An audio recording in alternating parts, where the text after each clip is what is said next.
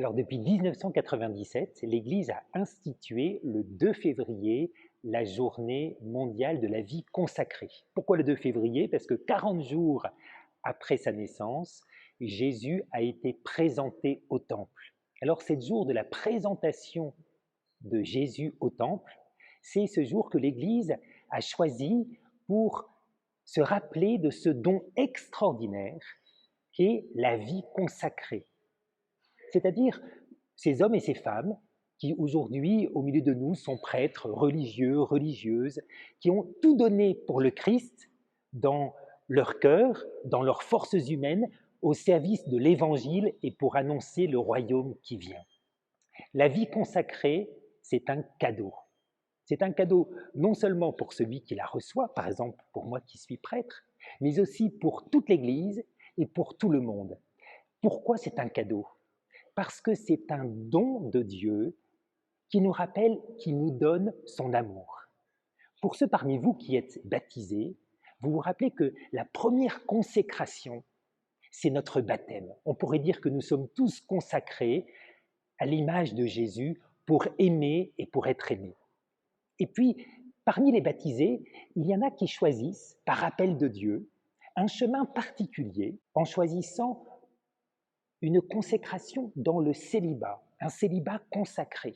Non pas qu'il soit meilleur, mais par appel de Dieu, ils donnent toute leur force, leur cœur, leur corps, leur intelligence pour dire quelque chose de ce royaume qui vient.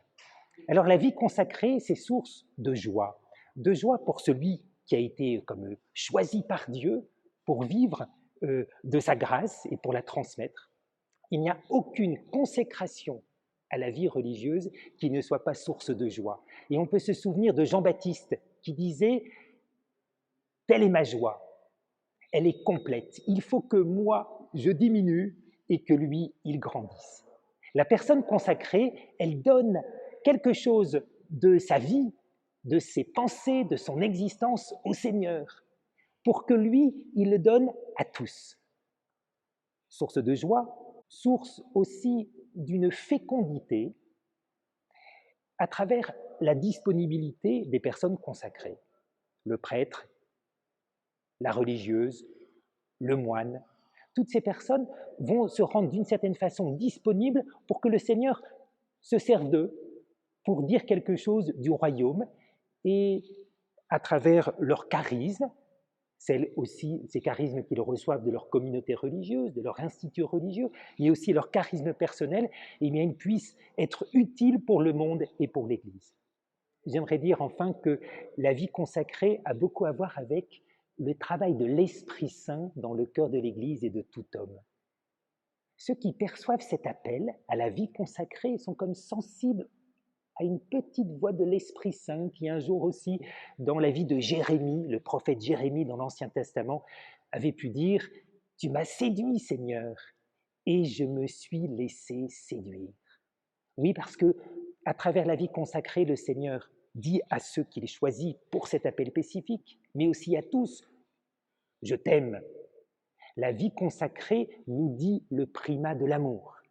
Et il nous dit que certains, dans leur vie de célibataires consacrés, vont proclamer ce primat de l'amour à tous.